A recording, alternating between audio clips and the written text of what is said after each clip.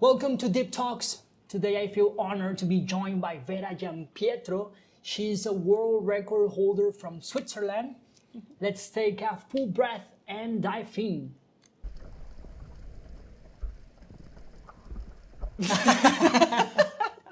Same. Vera, Sí. welcome to La Riviera Maya. How you doing? Thank you. Thank you. I'm very happy to be here. And yeah, I really like this place. I've been here for over a month to prepare for the record. So yeah, feel almost at home. Nice. And a little bit hot, right? A little bit hot. I'm used to the warm weather because I spend most of my year in Egypt, but here it's very humid compared to the desert. So this is the main difference. I feel that makes it, yeah, Yeah, heavier. okay. Honestly, you're in the hub, right? Yeah. It's in my bucket list. Mm-hmm. It's Yeah. in my bucket list. Like I heard so many good stories from there, a really good community, and yeah, it's a good place to train. That's is. what I heard. Yeah, I have a feeling we'll be there soon together, hopefully to train at some point. Yeah, it would be nice. Yeah. For how long you've been in the hub? I started going there in 2018 to start my freediving education. Let's say after trying one time in Thailand a few years before, I decided to go to the hub in March 2018 to start with the first courses. And yeah, and then I was hooked. And I had to, I kept returning there. Not because it's the only place to freedive, but it has a very, very special energy, a wonderful community, very supportive people. And it's also very practical. If you live in Europe, it's a relatively short flight. No, there are a lot of good things about the hub that keep people going there all over and over again. Yeah, I heard so good stories from the hub, and yeah, I'm looking forward to be there. And yeah, so what are you doing here in La Riviera Maya? Well, Tell me. drinking tequila. No, I'm kidding. I don't drink. Okay. I haven't even tried one mezcal. Maybe I'm leaving tomorrow, so maybe tonight I have my first and last one. No, I'm joking. I've been training seriously mostly in Yumkin. Okay. And I did the Azul Challenge. And that was the preparation for my first world record attempt in freshwater. That happened on the 5th of June, and that was successful. So that was the reason of my stay. Congratulations. Thank you. So you got a world record on freshwater. Yeah. What discipline? CNF. CNF. Is that your CNF. favorite discipline? One of them. I like them all. Maybe the only one that I haven't really trained is bifins. But yeah, I mean, CNF is something very special for me because I used to be so scared of it at the beginning when I started competing, and I started breaking records for Switzerland. I just wanted to do all the disciplines and have all the records. There's a little part of ego in that decision back in the days, and so I remember that I was comfortably going to 65 plus actually in the other disciplines, but going to 40 CNF was scary. I don't know. I was never really into sport growing up, and so for me, the fact that it was there was more effort involved was really worrying me at the beginning. But then, and so as a result, I trained more CNF than anything else to get over this feeling, to be more in control. And then I started to like it. Oh, and then I broke a knee. And I was told that I was not supposed to do external rotations ever again. So that's when I decided to go to 50 CNF for the first time 2 years ago. Because I was like, you tell me not to do something? I know my body better, and I did.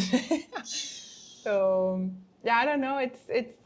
It's a beautiful way to move in the water, in my opinion. It's natural. I really have to well, I was maybe already good at it before, but I think that the CNF is, maybe some people disagree, but in my opinion, it's not necessarily about the technique. It's more about feeling the water. You're not, of course, you're pushing water to move towards a goal and through the water, but you have to feel it. You don't have to fight it. It's not about like, I mean, at least this is for me, like how I, the reason why I like it so much is because through experimenting instead of through analyzing every detail of my technique and correcting and doing what other people said was right, but through really feeling the water that I understood what was good for me. And yeah, I don't know. I love it. And I also still don't use mouthfeel for various reasons. So for me, no fins has always been the easiest discipline in terms of equalization, because I'm so busy doing other things, moving around, that I don't think about what I'm doing, and equalization works perfectly. Nice. So for these reasons, I'm a big fan of no fins. Thank you for sharing that perspective. Honestly, for you guys, no fins, for you guys that are new into freediving, is a technique where you use only your body. We don't use any freedive equipment, it's only our body. And in my point of view, it's like the purest technique in freediving. And it's my favorite one. However, that's where it's more challenging to me. I learned how to swim when I was in my 20s. Oh, wow. So I was like, my first swimming was like doggy style, like with my hands, just like We've that. all been there. And thank you for sharing that perspective, because it's the first time I hear this perspective, and I, Good. one of the intentions of doing interviews with other athletes is to keep learning from them. And yeah, you're right, like about feeling the water. So it's a thing that I'm putting in my pocket, this insight. Well, then of course, like the better you, like, maybe for me it was also easier to do that because I always loved the water. I did learn to swim when I was a child, and I was always just so much happier in the water. So maybe I did this, I don't know if I can say this in English, aquaticity? No, I don't know if that's a word. Like this the Aquatic feeling, like I think I am rather aquatic. So, and I'm also an instructor. So sometimes I see beginners who really struggle to feel the water, to just move in a natural way. So I understood through teaching that it's not, that you cannot take for granted that everyone has the same, it's not so easy for everybody. But I also have seen many people starting CNF, especially men coming with backgrounds from other sports, that were really forcing.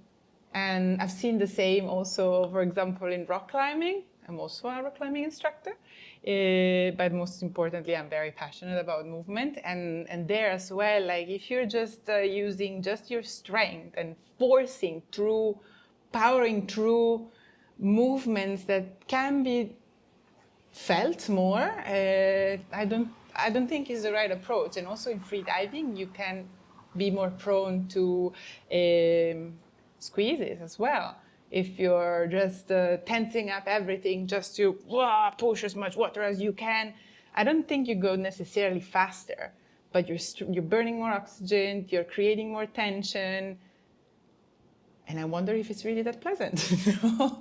So I don't know. It's individual. We all have different bodies. We all have different mobilities, and we're all in different stages of breath holds, tolerances, etc., etc. So what works for me might not work for you, and vice versa. And what worked for me now might maybe not apply in 2 years' time or next season. I don't know. Everything is very subjective, and it changes, and we have to be open. But we need to feel, in my opinion. There is no right or wrong. There is sensitivity that can be developed. I definitely agree with you. Like we're in constant evolution. So nice. So I Si quieres aguantar más tu respiración, inscríbete a mi curso. Aquí vas a encontrar tutoriales y teoría para mejorar tu apnea. Dale click al link que se encuentra en mi bio. can you share me a little bit more about your background? I heard that you practice other sports. So what sports are you practicing? Yeah, well, it kind of depends on the season and where I am, because I am moving around a lot in the recent years. So, well, I was not really into sport growing up. I had zero body awareness. I was super clumsy. I remember when I went to university, I started working in bars and I was dropping everything all the time. It was a disaster, really. I had my legs full of, how do you call them, like bruises, because I kept misevaluating the distance with the table corners, and it was a disaster.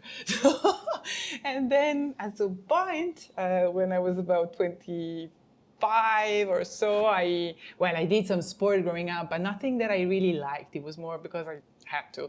And then around 25 or so, I started moving more, and I started skiing a little bit more in the winters.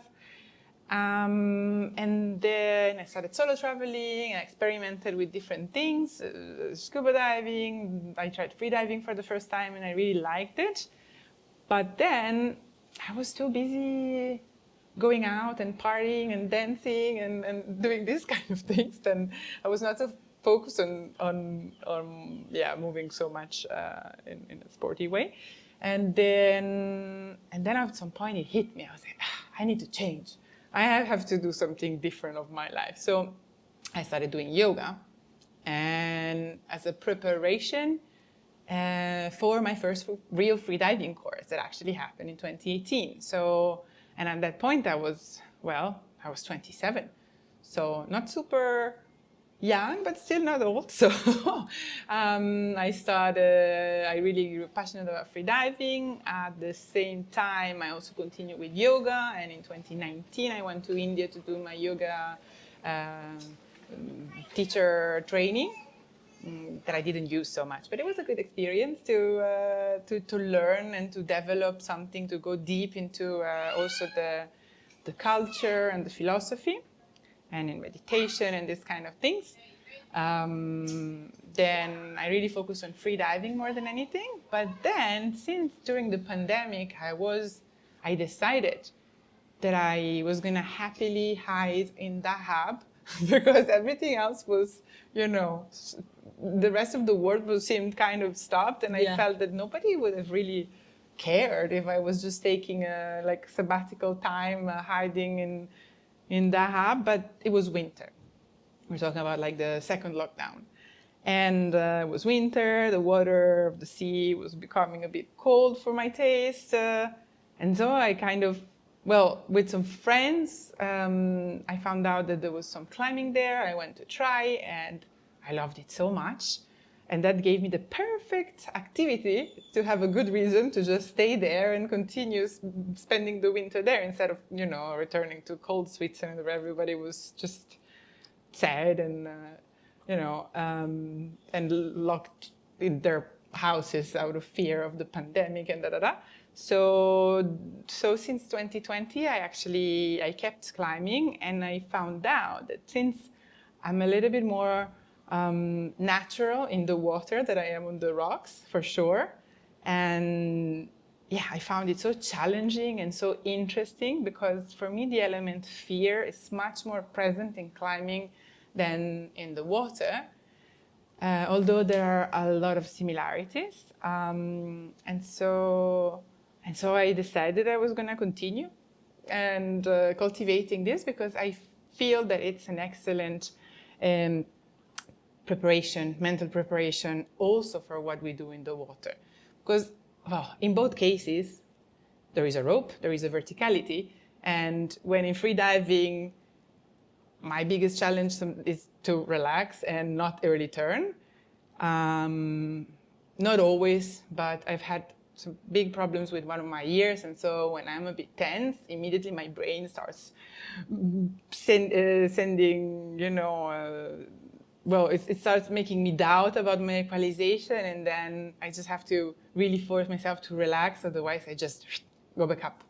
Although I am equalizing, but so that fear, for me, it's present on the way down, but it's manageable. And then it's just for me in the last part of the free fall.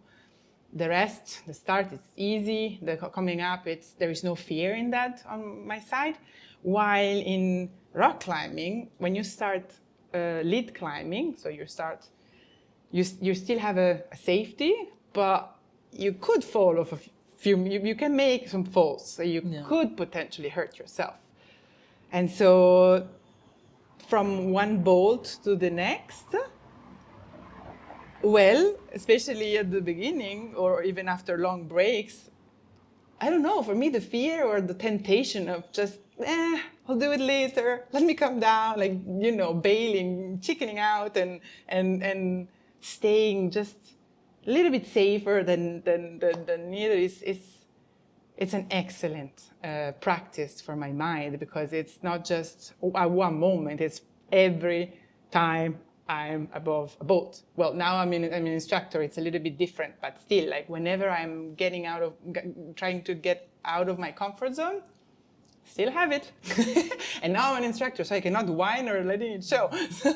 Wow, that's so impressive. It's the first time I heard there is a person that has as a background rock climbing, and I didn't see that. I know some freedivers who also have this other passion, and I think they're very complementary.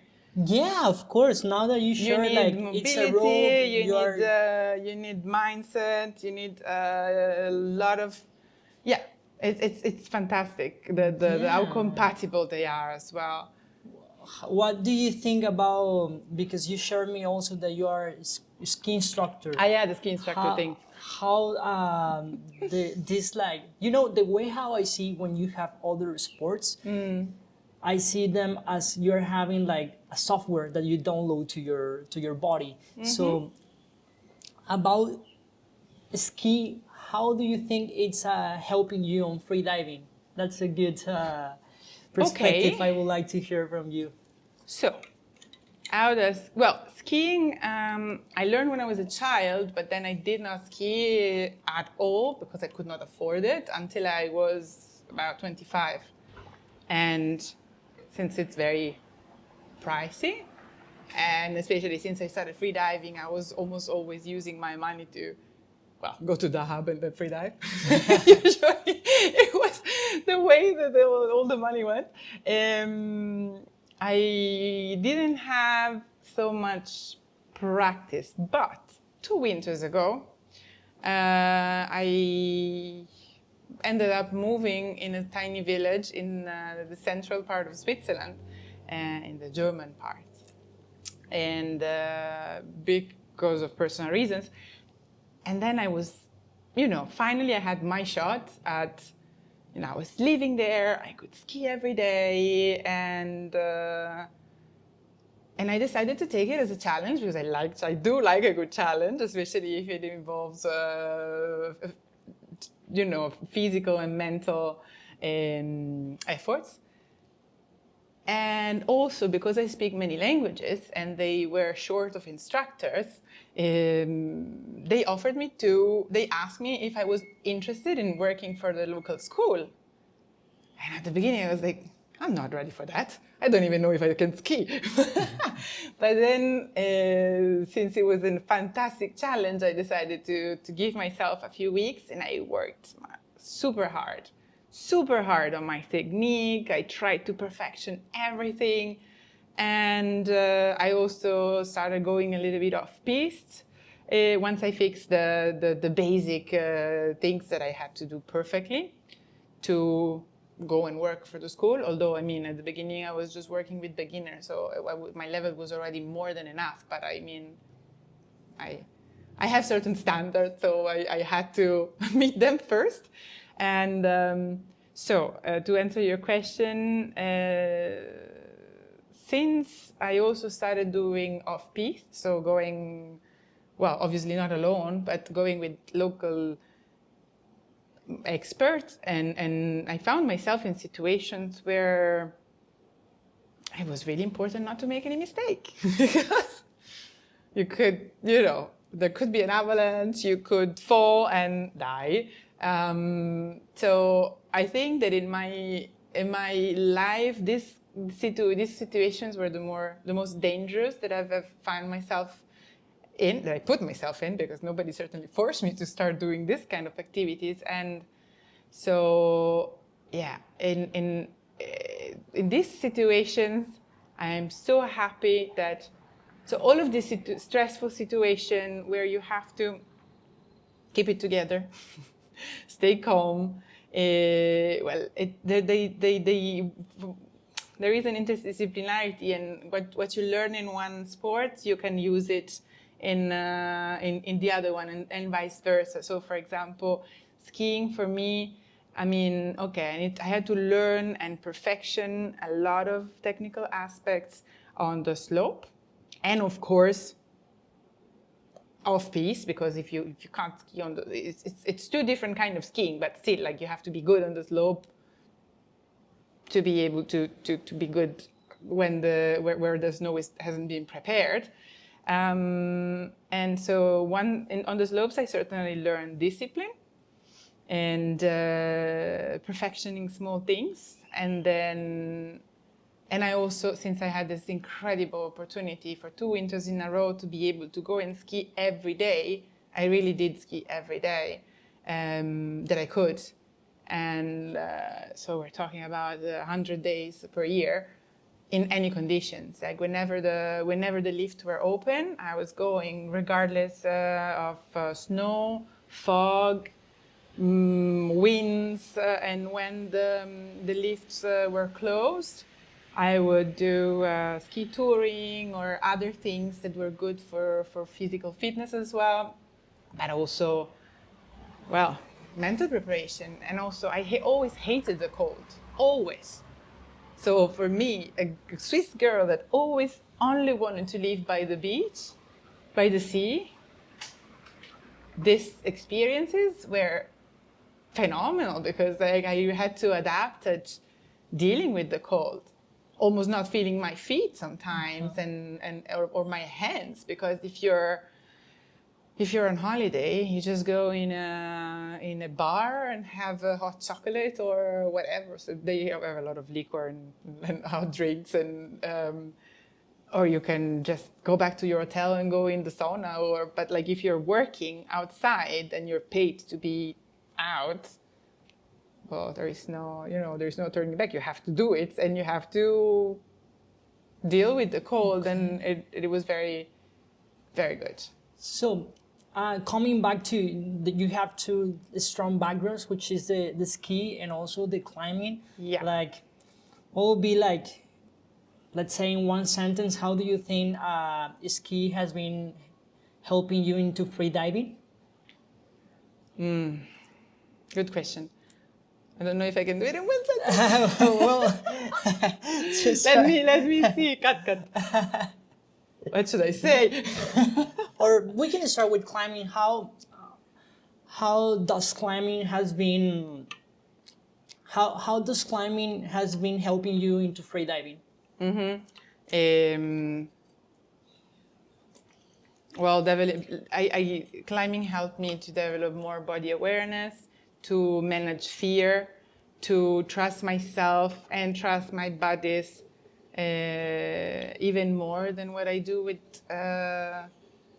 in freediving, because in freediving I never had a blackout. Of course, I take seriously safety, and I do have to trust the people that safety me, but I kind of always know, because I'm conservative, that I will always have it under control. In climbing, when you get out of your comfort zone, it can happen that you slip and then you fall, and someone has to do a good catch, and it can happen when the rocks are, if there is a ledge or something, like there can be falls that are not so clean, so you could potentially hit something, and so you really have to trust the person that she or he is doing, knows what they're doing, because if it's a job in itself, like it's a competence in itself, like safety you, belaying you is called, but Nice. so yeah.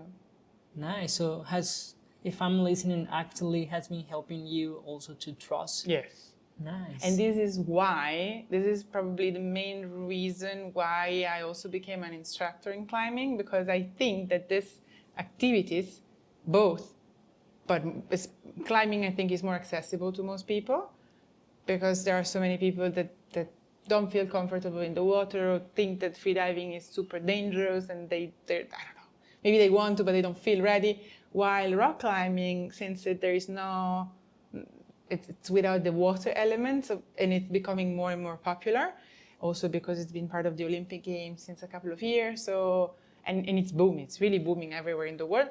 People, climbing is part of the Olympics? yes, Nice. since a couple of years. I didn't know that. Yeah. So I don't think that's the main reason why it became more and more popular, but for sure it helped. And in general, in countries, well, in Switzerland is full of climbing gyms even. Like not only it's, it's a country with a lot of mountains, but even here in Playa there is a bouldering gym. Yeah. Very tiny. Talking about Olympics, do you think freediving is gonna be in the Olympics? I don't know. How can I? I'm not sure. I wonder if I don't. I have a serious. I don't want to be negative, but in my opinion, my humble opinion, there is still, unfortunately, a big lack of professionalism, even at the highest level. I know I'm gonna get some insults for saying that, but and people call me too demanding and that I'm always complaining about things. But in my opinion, there is still a lot of that mentality that so people working in the organizations or individuals organizing their competitions, they certainly do their best, but they often lack precision. They are a bit inaccurate with certain things. Maybe they don't invest enough in communication. So safety-wise, usually everything is covered. But there are many, although I'm not a sport expert, but from what I could see and observe also in other sports, bigger sports, like I'm referring to, I know a little bit more now about sailing and sailing races, or Grand Prix, Formula One. I've had the chance to attend some of these events, and also understanding a little bit more how the sponsoring works and what kind of elements make this event successful. And I don't think of course, safety has to be there, the athletes have to do their part, but there is a lack of entrepreneurial spirit, I think, from the side of the organizers.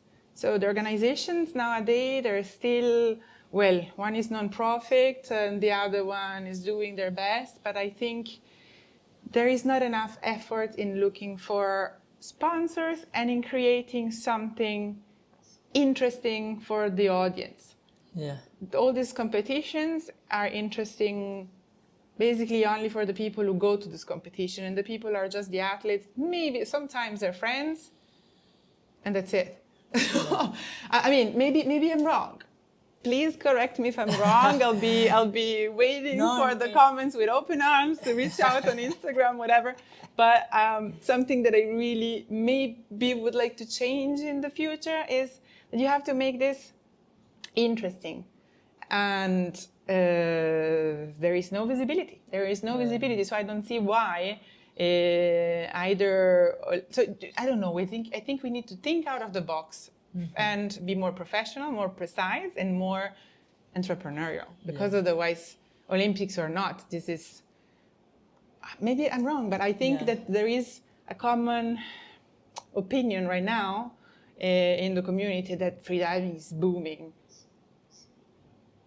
it's developing. It's becoming more interesting, for sure. But we're far, far, far away. We cannot even compare to medium-sized sports. So Yeah. I think there is still some work to do, and I wonder really if there are people that actually want to do that work, or if they're happy the way things are. Yeah. Everything changes and develops over time, but I think we could do a little bit better. Yeah. That's it. No, it's a really good perspective, honestly. From my side, I will be so happy that they are in the Olympics. Yeah, me It will too. be so nice. But they like, had the chance. yeah, like And people, yeah, well, something that I've been realizing is that we apply apnea in many situations unconsciously. And Yeah. for example, swimming, that is a big part of the Olympics, they use apnea to increase their performance. Like when you have like a freestyle, there are many Yeah. cycles that they do under apnea, and they do it in that way with the objective to be faster. absolutely. And then there is, how do you call this discipline that they have like this choreography underwater? Oh, synchronized swimming. Synchronized swimming, which also they apply apnea. So it would be so nice for the Yeah. community to have it.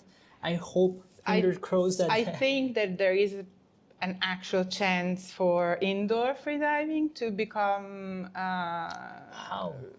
No, I mean also logistically, it's indoor freediving, like swimming pool. It probably has better, how can I say, odds in becoming an Olympic sport, but like depth, it's not so easy because there are a lot of elements that make it, or at least it seems like that when you see the two main organizations where they organize the World Championships. Well, it seems that there are a lot of elements that they cannot always control. And I mean, it's true. It's an activity that has to take place where there is depth, and it's not so easy to choose the locations. And I also think that the location that they choose have sometimes to do more with, well, I don't know how to say this in a diplomatic way. Yeah. So let's cut this. So coming They back choose them because what is convenient and what they can do. But like, you know, there are fantastic locations where but then Olympics also happen in different countries. Like not all the countries have the sea, and even the ones who have, it's difficult. You know, like I was checking that you on pool competitions you already participate. So do you have a record on pool competitions? Yes, I do. I did DNF last year. I did 110 DNF because the Swiss record was 109. And the thing is, I never ever trained pool. I started last year because last year it was the first year after many years that I had fixed my right eardrum that was unfortunately open for a long time. And Because of freediving? not really, because I had an infection. I went into a hospital in a foreign country where they made a very big mistake visiting me. And that created a perforation that was not healing by itself. So over the years, I had to do 5 surgeries. 4 of them failed. And then the 5th finally worked in 2023. And then I took the whole year off without going in the water, without certainly trying to equalize. And so last year in 2024, well, this is also one of the reasons why I found myself on top of a mountain doing something completely different, because why not? It was keeping my mind busy, and it was for a few months a very good distraction. But then after, and I was hoping to train on top of this mountain at 1,400 meters altitude. You know, I was hoping that maybe I would have made more red blood cells and this kind of things. But I didn't have anyone to train with. And I couldn't convince anyone to train with me in a tiny pool. So I did not train. And then I also was a bit scared and very much traumatized. So even going in the pool, well, even just at the surface, it was a bit, I was freaking out because I was feeling that all this, it's on the right side, and this is where I'm pointing here, and I had really scarred tissue, very sensitive ear, and just the pressure of the water at the surface of the pool hitting and like pressing against my eardrum was a lot. So I had to get used to this. And then I tried to go a little bit like 1 meter and trying to do some dynamic, but I was alone. So I was not gonna start like really training there. And then I spoke with some friends, and they told me, okay, why don't you actually start pool, because this is much less stressful than starting that. And so to motivate myself, but I don't know, I never really liked pool, or maybe it's because also I had a perforation that was causing me infections every time I was going in the water, whatever water, so including in the sea. But I managed in the sea, but pool, not so much. And so nothing, I registered to a couple of competitions after a few months, that they were happening a few months after, hoping that I would have found a way to go and train, but I didn't. So I actually went to a competition in Switzerland and a competition in Athens, but without training. That was my training. And then in the competition in Athens, I did 104 without training, without fins, in a 50-meter pool.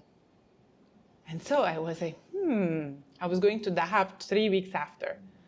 And so I called my friend, judge, and I asked her, can we have a mini competition?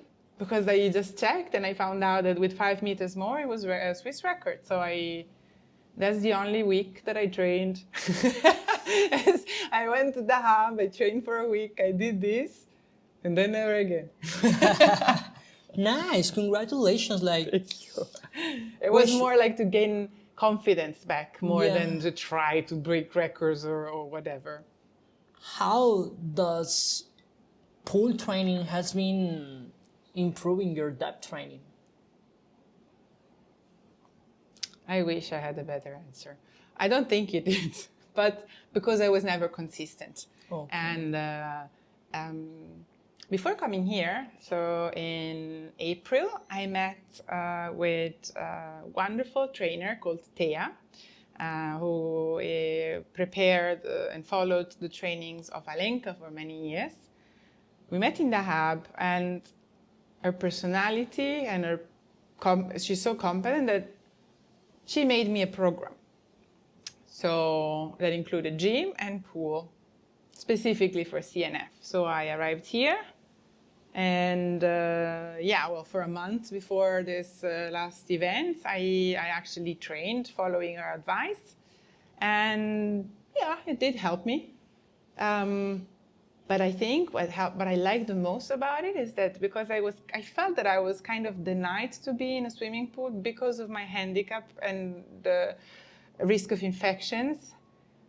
For many years, I was never going in a pool or just to play and have fun and or even just, So now this experience made me feel very happy because I felt like I was just playing in a pool and doing the exercises and training, etc. But it was more, mentally calming than anything else. For sure. And I was sore after, so something good happened there. But Nice. So you were applying like a program before this competition that you just did. Yes. Can we go deep into that? It would be interesting to share us a little bit how was that preparation. Yeah, well, basically the goal, although, sorry, Thea, I did not follow the plan perfectly. Shout out to Hi, Thea. Thea. Had I done that, maybe I would have added 10 meters more. No, basically, I was supposed to go to the gym. Thing is, I don't really go to the gym that often, so and I'm hypermobile. I'm very hypermobile, so I have to be careful. Or I feel that I have to be careful. I cannot do all. I have a great mobility, but when I apply weights, I feel that I have to be careful because my joints, shoulders, knees, ankles, wrists, they're a bit wobbly. So I have to reinforce, but always keeping in mind that I never have to push too much, otherwise I can get injured. So nothing. I was going to the gym 3 times per week, following her exercises, and she has a very, how can I say, she's very empathetic, very competent, and she could really do something tailor-made that was not too much, but also a little bit challenging. And every time that I asked her to do, or I told her that something was feeling a little bit uncomfortable, she could immediately change the exercise with 3 other options. And I think this is really a synonym of extreme competence, because I've had plans in the past that were like, no, this is the way, you have to do this, exactly like that. When we talk about doing a workout in freediving, is that workout a full body workout? Do you use more weight, or how is the workout? It was a little bit of mix. It was a little bit of free weights, some weights to work on certain things, mobility. And then on the side, I was also doing some cardio.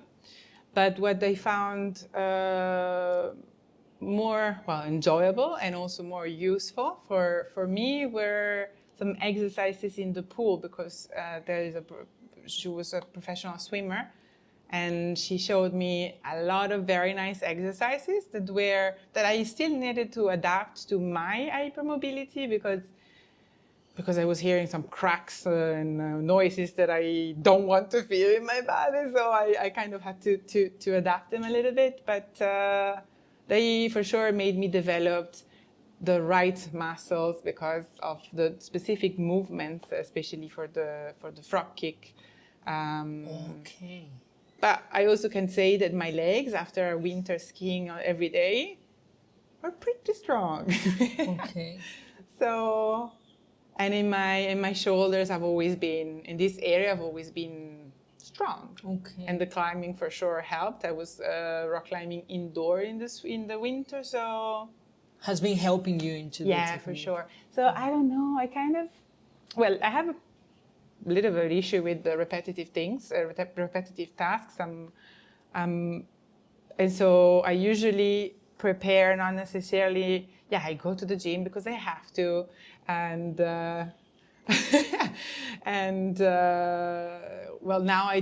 now that I can just go to the pool whenever I want, I will for sure keep this preparation as a part of my all year round, actually. Also because it makes me happy. But I believe that, again, we're all different, but I believe that with me, it works much better to do blocks of different activities where I can develop still my mind, different muscles, and tolerance to stressful situation, and do it in a, well, for me it's more interesting to just variate, and also because, I mean, some people believe, or at least I've been asked this question many times, like, why don't you just focus on one thing and try to be the best you can at one? Why do you keep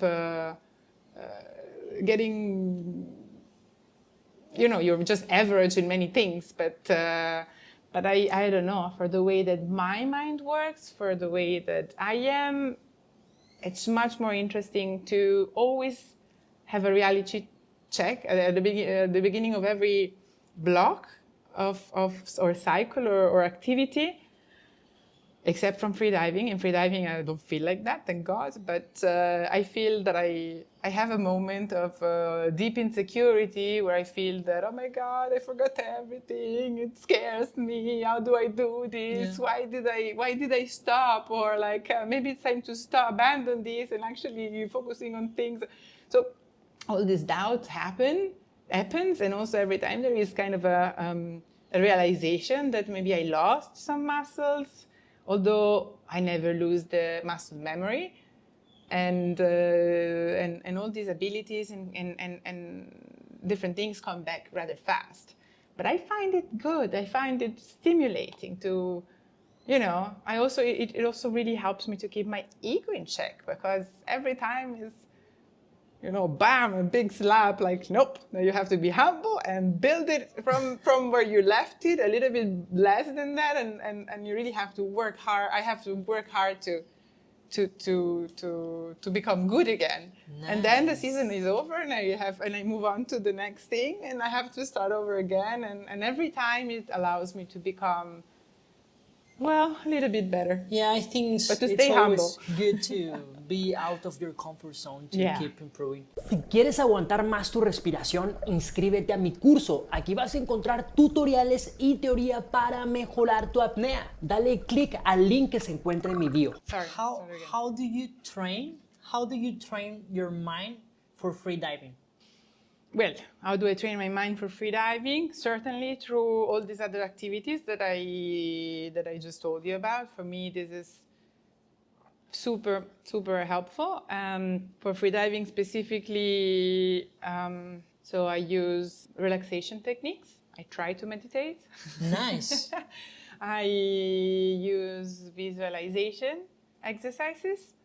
In particular, when it comes to a competition and a dive that it's demanding and that I feel insecure about doing, although I never announce something that I am not sure I can do. Okay. This is against my philosophy. I don't do it. I don't care if there are safeties and etc. etc. I just don't do it. So yeah, visualizing the different parts of the dive, not necessarily in one shot, because it's very difficult to stay focused on a visualization. I mean, at least for me, Yeah. for a few minutes. It feels forced after a certain, I don't know, after 20 seconds or 30 seconds, I struggle to stay in the dive, and so I usually use this technique. Weeks. Like I start to use it a couple of weeks before the dive itself, so that I can, and according to what happens in training and what I experience and the difficulties and the small things that I want to work on, I adapt the exercises. So I focus and visualize all the different parts of the dive. I also visualize what could possibly go wrong, so that I prepare myself. I don't know what can go wrong. Before I was always, although it never happened to me, I was always imagining you make a movement, or you hit the line with your face and you lose the nose clip on the way down. What to do? Yeah. So and actually I should start like preparing, like actually doing it physically to see how to manage it, but it never happened to me so far. But I was imagining, like, if this happens, if I get entangled, if I don't know, something happens, something goes wrong, what to do, how to manage that in a graceful way, and imagining always a positive result, and also programming the way that the self-talk that I am gonna use to. So usually, what can go, not so many things can go. I mean, everything can go wrong, but at the same time, in my experience, technical things or gear failure don't often happen. It's more, in my case, it's more like I know what are those thoughts that can arrive in pop up and start like trying to convince me to abort the dive or early turn, and I visualize the dive itself, the movements, the different phases, the different depth, the different feelings, the different noises. There are not so many noises, but also which thought pops up and what I'm gonna say to it. Nice. So it's and so I try for usually weeks to prepare this, but then it's very interesting. Usually in big competitions, it happened many times now, so I can prepare as much as I want, but then usually I have incredible revelations in the moment where I'm preparing for the dive, right? I don't know, 30 minutes before, when I'm just like laying down, chilling, and I'm super stressed. So of course I'm not visualizing anything. I'm just like, stay calm, because all that work has been done already. And in those moments, it happened, I don't know, 3-4 times already, that I have a magical, beautiful, clever idea, a thought that I'm gonna use if I am in need of reassurance or whatever, or motivation. And then I just used, usually the first day of a competition is the one that I'm more stressed. And I've had brilliant ideas, really. And then I use that, and that's gonna be my secret weapon for that competition. And they're really thoughts that only usually they last one competition. Can you tell us an example? Sure. So last year when I started freediving, and I found the courage to start equalizing, and I was still convincing myself that I actually had healed, because physically I had healed, but the terror of actually having to go through another surgery because of one of my mistakes, for example, or whatever reason, was still very, very much present. And so for the first time in my life, I started feeling the pressure here going down, even at 30 meters. Never had that, never. So last year, I think I really felt like one of those beginners that tell you, oh, I have a pressure here. And for me, it was always like, never had it. Maybe because I'm very flexible, or because I was naturally relaxed from the beginning. And that pressure on my chest, since I've been freediving for many years, but it was new, it was really upsetting. Making me feel more anxious even. So, and the thought of before going in the water that time was, I just remember when I was a child, we had a house in the mountains, and we didn't have, to cover ourselves at night, we had some very heavy blankets, wool or something scratchy like that, itchy like that, but very, very heavy. And I remember that I was feeling great after a long day of playing and feeling physically tired, going in that, sleeping in the bed and covering myself with this blanket that I was small, I was a child, and I was feeling almost paralyzed by this warm and heavy and reassuring feeling. No? So this is what I was like, this is similar. I'm going to use this. And so I was imagining when I was free falling, as soon as I started feeling this, I transformed it into a hug from a heavy blanket that was keeping me safe. And it completely changed the game. Like I was actually, and I had the same feeling for every dive that I've done from that moment on for a few weeks. But every time when it was coming, I was reminding myself how much I loved myself, how much I was grateful to be freediving again, and all of these things. And this heavy feeling went from upsetting and creating fear to comforting me. And this is definitely a good example. That's such a beautiful example, and thank you for sharing us, because when you use these kind of tools to relax, like this memory that you have from your childhood, very strong memories, because it's not something that someone used, and this is why we all have to, I believe that we all have to be creative and create our own strategies, our own mantras, our own tricks. Freediving is mental, is mind game, and nobody knows ourselves like more than, oh no, this is terrible grammar. We're the only one that really know ourselves deeply, and it requires some effort, and sometimes it might be a bit scary or uncomfortable. But we're the only one that can dig deep enough to find these powerful tools. Totally, I'm agree with you. How does freediving has been helping you in your life's journey? Well, freediving, I believe that freediving really saved me, actually, because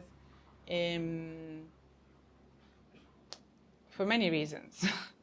So I mentioned it briefly earlier. When I was in my 20s, I was really going out way too much. I was drinking way too much. I was smoking and not caring so much about these things. I was just I don't know, I was just living my teenager years maybe a little bit too long. I've been there. I've been there. Well, many people have been there. And so, although I first really discovered yoga, and that already put me more in contact with my inner self, and I also discovered the benefits of movement combined with breathing. So that was already a very good step. But I have to tell you that I still had, and I actually used yoga for that, especially hot yoga. Like I remember when I started in Lausanne in Switzerland, where I lived for many years, or officially I'm still living. And, and I was going to this hot yoga place using, like I was 33 degrees, super humid, sweating like a pig, really struggling because I hadn't really been living a very healthy life. And I sometimes would take 2 classes back to back just to get so tired that after I would just go home, and I didn't, stumble in a bar to have 1 beer that would turn into many, and then, you meet friends, they're going out. So I was already going in the right direction, but when I started freediving, I found something so powerful, and I really found myself, because I deep down, I always knew that I was supposed to do something in the water. When I was a child, I wanted to do synchronized swimming or cliff diving, but there was no such a thing where I grew up, and my parents didn't want me to do it, whatever, nothing, didn't happen. So, but deep down, I always knew that me, water, were one thing. So discovering freediving was it. I was like, okay, I have no more doubt. I want to do this. And I was not bad from the beginning, although I just came out of 10 years of drinking and smoking. And but I was apparently, I thought I sucked because I had also zero self-confidence, zero. I was just a mask to be entertaining and cool and able to interact in social situations. But I did not trust myself at all, and I was completely unaware of my potential as well. And so when I went to Dahab and I started freediving, on the second day of my AIDA 2, my instructor asked me to confirm that I had a Swiss passport because I have an Italian name. And I said yes. And I didn't know why, because I was like, oh God, like I had no clue why she would ask me something like that.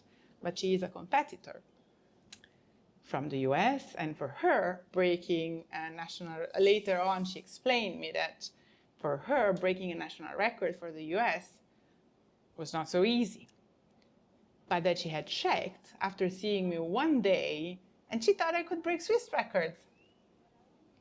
And I really thought I sucked on the first day. So that was extremely helpful for me because, it took longer than that to actually accept that I was actually worth something, and that maybe I could have done something in sport, that thing that I was always, trying to flee from. And then all of a sudden, that like the combination of this feeling great in the water, learning about to manage my emotions, becoming more self-confident, and icing on the cake, having the possibility to become an athlete. For me, it completely shifted my perception of myself and what I could do. And so I really think that saved me, because in doing so, because I wanted to do it because she suggested to do it. There was a competition a few months after in Dahab. So after my AIDA 2 and AIDA 3, 10 days, not more, I went back to Switzerland. I had a super strong motivation to save every penny. So, and I remember I even sold all my clothes. I had a small room that was my walk-in closet, and I just sold everything I could and turned it into a room to sub-rent. so that I could make even more money to be able to afford something like taking time off from work and doing something else. And then I went back and I trained and I did my first competition, and that was just clearly life-changing because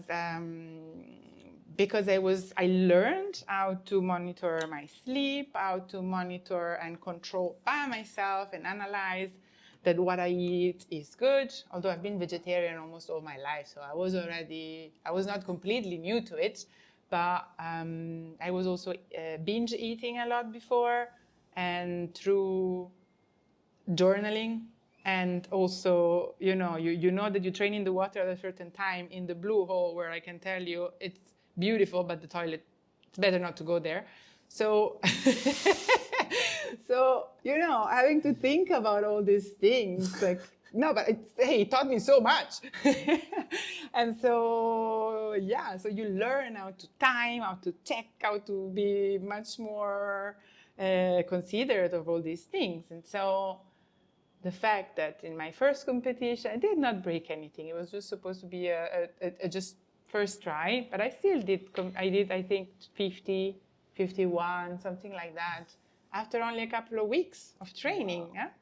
So, and that, so I already started a process of self-development that was already having an incredible positive impact on my life, but also the fact of going into a competition and diving without breathing to 50 meters. Like, I treasure that feeling. I remember maybe I was a bit narc during that dive, but I remember I touched down and I started laughing because I was like, oh my God, like, this is phenomenal. I can do that. It's just incredible, no? At least for me, until 3 months before, I would have never imagined that I could do something like that. And so this feeling gave me so much courage and so much confidence to face every to obstacle. switch your identity and, yes. and save you. Wow. Yeah. But then every time, and I mean, life is difficult for everybody, but I can tell you, I've had a lot of obstacles to overcome. So, and when you know that if you switch your mind in a better mindset and you believe in yourself and you manage to stay calm, you can do something like that, then you can use that. It's super powerful, because every time that I did my driving license after this. So I did it quite late, and I was super stressed because I had a very mean instructor testing me. And and then I remember just a random example, like before going to this exam that normally would have like made me super stressed, I was reminding myself, no, Vera, like, remember what you can do when you put your mind to it and you manage to stay calm. Just do the same, and I think you can apply this to every aspect. Nice. Of your life. Thank you for sharing. Of course. Talking about breaking records, you are just the world record holder in freshwater. Yeah. And that happened just last weekend, right? Yeah. Yeah. What day are we? Yes, That means that you're happy. Yeah, okay. So, yeah, exactly. It's true. It's a good parameter. If you don't know which day it is, You're happy. You're good. So talking about breaking records, you just have a world record holder in freshwater. Yeah. Can you explain us how was that? Absolutely. So I came here in Mexico to look for fresh water to do my record, and I didn't stay in Europe for 2 reasons. First of all, I am not used to train in cold water, and so when I researched a little bit, and when I found out about the cenotes, or I remembered about the cenotes because I had never been in Mexico before, I was immediately convinced of doing it here, also because growing up, I remember I was very curious about ancient cultures, and I had been, watching some documentaries, and there was even a cartoon movie that I loved when I was growing up. that was actually showing how was life here and how important this places and how sacred they were for the ancient culture. So it seemed perfect. And then I arrived here. I almost never trained in freshwater before. I only tried a couple of times in the lake, but back in the days where I had the perforation, and so I didn't do it again because I had terrible vertigo. And then I heard for at least half a day every noise, including my own voice, as robotic. And I thought I messed up my hearing forever. So I was too afraid to repeat the experience when I still had the problem. So, okay, so I arrived here. I trained a little bit in the sea this year in the hub. Then I arrived, and I really didn't know what to expect, because everyone told me, you have to be careful because it's going to be very difficult to come up, and so on. So the first surprise was I had to drop all the weight. I did not need anything. And I was quite surprised because I'm fit, but I'm not super. I don't only have muscles, let's say. And surprise, surprise, I was diving without weights, and that was awesome. So that made the free fall faster and more enjoyable for me. Coming up, since I was doing no fins and I know that I am strong. I can always be stronger, but I know that I can always come up from, well, if I go down, I come up. So, but the first dive I did, I actually arrived in first day I went to Yum Kin, and I decided to go to 40 directly. No fins. Yeah, no fins 40, because I was like, come on, like I just had done a couple of 40s, 145 and 150 in the Red Sea. A couple of weeks before I arrived here, and I was like, fuck it, let's try it. Let's find out how it is. I have this approach also with diving in general. I also don't do warm-ups. So I just like it this way. I feel I like this. I like to I like to challenge myself, and I like to have to adapt directly to the dive that I have to do. I don't really, for now, I like it this way. I don't want to have to do warm-ups and this and that, and it doesn't really work for me. Like, if I'm apprehensive about something, I'd rather just go for it. Because, yeah, I can do warm-ups, whatever, try to relax, but in my mind, maybe because I need to relax more or learn better techniques, but in my mind there will still be that I will still be worrying a little bit about how actually the dive itself is gonna be. So I just went for 40, and I was prepared for everything. Like, I did a super quick dive. I went down like a rock, and I shoot up like a rocket, because I didn't know how heavy I would have felt coming up from 40, and also I never dived in dark waters or in waters where I cannot see. So I was quite spooked, especially in the first part of the dive. I could not see the line. I did not have a torch. I did not have alarms, because also I wanted to be a purist and go without alarms. And before I started diving there, I was already thinking, maybe I should also go without a wetsuit. Let's make it even more pure, just a nose clip and lanyard and a bikini, and that's it. I didn't do that. I did in training a couple of times, but in the end, I decided, okay, maybe I would have had more glide with a wetsuit.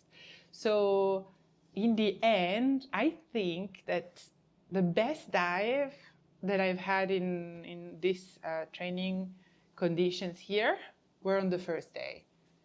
I had no expectations. I was ready for anything, and I actually did 2 times 40, because I did it once, And it felt so easy that I was like, oh, come on, I have to do it again. Just to prove myself that maybe it was just a first perception wrong. And no, it was actually easy. And it was so easy that I decided, okay, let's just be super conservative here. And then I decided to increment, to go deeper as low as possible. So I was like, okay, this time is the first time in my life that I have time, that I have the perfect conditions. For various reasons, I never had them before. I always had a couple of weeks, handicap, no money, no previous preparation, and it happened twice in a row. First competition of the year, World Championship, wanted to do all the disciplines, break my own record in everything. I've done it successfully for 2 years in a row in 2021 and 2022, but it took a toll on me. I mean, the stress that I built doing that was bearable, but a bit maybe too uncomfortable. Maybe this is not, also because it doesn't align with what freediving should be for me. So, What should be for you freediving? freediving is a way to understand how I'm feeling, to connect with who I am, and it's a fantastic opportunity to be honest with myself, and it requires to work on things that are sometimes uncomfortable or delicate, or that make me feel emotions that I don't want to feel. And so sometimes it's great. I mean, it doesn't have to be only, just a task. But freediving for me has always been a way to really be myself, to be honest with myself, which means not trying to. So I think that we, in the everyday life, in society, in our relationship, we always kind of have to use the appropriate mask with people. It doesn't mean that we're not completely ourselves, but it's difficult. It's sometimes, I mean, we are required to be the strongest, the best, the most beautiful. We're always required to. Or maybe we believe that to feel accepted and to be functional, we need to be efficient and, perform and this and that. And in the water, I believe that you can also still choose to lie to yourself and skip this work on yourself that you could do. But actually, I think, in my opinion, you're missing the point if you're diving just for results and you don't want to do this kind of, you don't want to open up, at least with yourself. And I don't know if I'm explaining this very well, but I don't know. For me, under the water, it's the only time where I can really listen to my thoughts. And I have so many because I have ADHD. So in underwater, I learned to calm down, and also, like in regular meditation, to push away the thoughts that are just polluting my mind and they're just there to distract me and take me out of this a little bit uncomfortable situation. But also to listen. So I control what's useless, but I also try to listen properly to the way that I address myself, to the words that I use with myself. And I learn that I have tendency to be so demanding, so devaluating, and a little bit mean sometimes. I believe I do have a great empathy towards other people, and with myself sometimes I lack that, because I want to do this, and because I think that maybe I don't have the right to feel a certain thing. I don't know, there are many reasons, but so in general, freediving for me is a way to work on so many different things and to reach a better inner harmony, maybe, with myself, that allows me then to connect with nature, and also to connect with other people better, and to be a better version of myself. So I have chosen in the past to train for results, because I was desperate, because I had handicap that I had been trying to heal for many years, and I still couldn't find a way. And then I qualified for the World Championship, and I still decided to go because I had this dream of becoming an athlete, and I felt that maybe one day, if I kept delivering results, the day that I would have healed, I would have finally found sponsors and the opportunity to do this in a different way. And that led to accumulate a lot of stress that made me who I am, but it also made it a bit difficult sometimes. So now I am there. Now I finally healed. I broke a world record, and that was in my little dream drawer for some time. But I don't only so I broke this world record not just because I wanted to make a dream come true, just for myself. I do want to still have. I want to have a bigger voice. I want to have a positive impact, and so I thought that since we live in a world that focuses more on sensational things, extreme numbers, people that do crazy things, and I have a feeling that the world works like this. So I decided to do something remarkable, although for me it was just another dive, because I want to have my voice heard by a bigger number of people, trying to bring the health benefits of freediving and maybe the possibility or the will to connect with nature to a bigger audience. Nice, that's so beautiful. Yeah, I try my best. And I mean, you just shared how freediving has been impacting yourself. So of course, what you do is a reflection that you are, mirroring into the communities. So that's so nice to hear. So Vera, like, you just has this world record in freshwater. Yeah. Also, you have many national records from Switzerland. Yeah. So Vera, what's next for you? What is coming for you? I think very good things are coming, also because since I arrived in Mexico, I also got invited to participate in Vertical Blue, which exactly, okay. So guys, for you that are new into freediving, Vertical Blue is like the most famous competition in freediving, and in my point of view, the most beautiful place to dive. It's in the Bahamas. So what Vera is showing right now, it's really, really a good news, and Yeah. definitely for many of us, it's like a dream to participate in the It Vertical is. Blue. So congratulations. Thank So you. you're going there. You're going Still to Vertical pinching Blue. myself. I'm Yeah. going tomorrow to No! the Bahamas. And High five for that. yeah, Yeah. oh my God. So it's really unbelievable because when I came here to Mexico, I just bought a one-way ticket and I barely had enough money to cover my stay and the world record. And then I'm not sure really about what to do. I didn't know, but I was like, okay, hey, this is a good way to.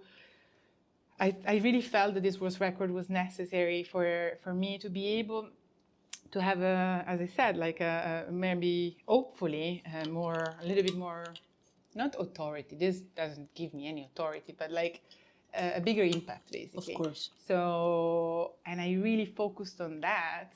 And at the beginning of this year, after I was counting the money that I did with ski instructing, not much, and I was like, okay, what do I do? Do I keep it for a world championship? Do I keep it because I need it, or what do I do? And then, so I decided to do this big gamble and just come to Mexico and try this. And thankfully worked. And I've been super, super careful because I really wanted this dive to go well. Also because in the end, many good things happened since I arrived, because there is a Mexican foundation that decided to help me fund this record. And they covered a big part of the expenses. Completely unexpected, amazing. I mean, I've been looking for help in Switzerland for a long time, and then I received help from a Mexican foundation, Nice. which Nice to is hear that. phenomenal, and I'm very, very grateful. And then I was talking to a very famous and very gifted videographer and photographer, Dan, Ah, shout out to Dan. Shout out to Dan. because I had heard that he was in Mexico to cover another competition, and Chivalva competition, yes, I bet. Yeah. exactly. So I saw some pictures that he took in that competition, and I just spontaneously reached out. I've been knowing him for a few years, and I always wanted to do something together, but I never had the chance. And then he told me that he was going to go to Vertical Blue, and then I was like, okay, well, maybe I could come there because I always wanted to see this blue hole. And the idea was to go as I actually didn't want to intrude. Like I never really imagined that I would have been considered for as to be a participant. And then they communicated with William Trowbridge, and then they offered me a spot in the competition because there had been cancellations. And I immediately said yes. I mean, nothing to think about there. I was like, okay, I'm going to figure out how to finance this later, but I'm going. And so I'm going. And then, so this is going to be a beautiful month of training, also because, okay, it's a competition, but I'm certainly not the deepest there by far. And But you're gonna learn a lot. Like exactly, you're gonna I be see diving it. with the best I ones. know, So in it's a an opportunity beautiful to tiny learn. place, because I don't like big cities, and it's a dream that I didn't even dare to have. That it's coming, that it's surprising me, and yeah, I feel super privileged because yes, I'm going there, and I'm in a very humble way, and I just want to learn and allow myself after these many years of struggle and stress and never having decent conditions to train and develop myself for various reasons that we didn't go into details this time, and it's perfect like that. Time to change the narrative. But yeah, it's my shot to learn Yeah. and to just Question, train. Vera. Are you the first Swiss woman athlete participating in Vertical Blue? I think so. Wow. Yeah, I'm also the first that breaks a world record. Wow, Vera. Yeah. That's so good for Switzerland Yeah, to it be is. there in this Yeah. beautiful competition. That's so nice. Yeah, it is. Yeah, I have to say that when I found out about this was a couple of weeks ago, and although of course I was excited and a bit stressed and everything about my world record, but this news, since it came completely out of the blue and it really took me by surprise, made me very excited for a couple of days. I was like, oh, like a little child, you know, that was, I don't know, waiting for Christmas or something. We say that Mexico, especially this part of the Riviera Maya, is like a portal. And Ah. if you have an intention, whatever the intention it is, Oh my God. it's gonna like Maybe diving in the sacred yeah, cenote help me manifest. we say that it's a portal. If you have an intention, it's gonna take you there. And I can see right now you are going to I'm about to Vertical Blue. cry. Yeah.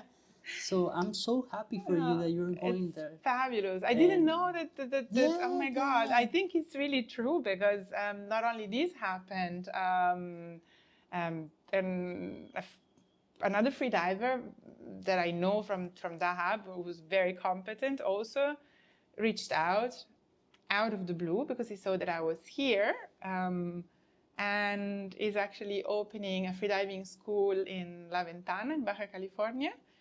And he offered me to become his business partner and go and help him out with developing the new school. And of course I said yes, because I really came with an open mind and the need of creating opportunities. Because for me, like I told you, for me, I just had the money for the world records and maybe to go back to Europe. Yeah. And that's it. So great. Now, of course, for beautiful people, beautiful things happens. And right now, like you going to Vertical Blue and then going to La Ventana. When are you expecting to go to La Ventana? Well, Vertical Blue ends on the 11th of July, so Uh-huh. I might make a stop of a couple of days somewhere else because there is something else that is brewing, and Okay. then but I expect from mid-July to be in La Ventana. Nice.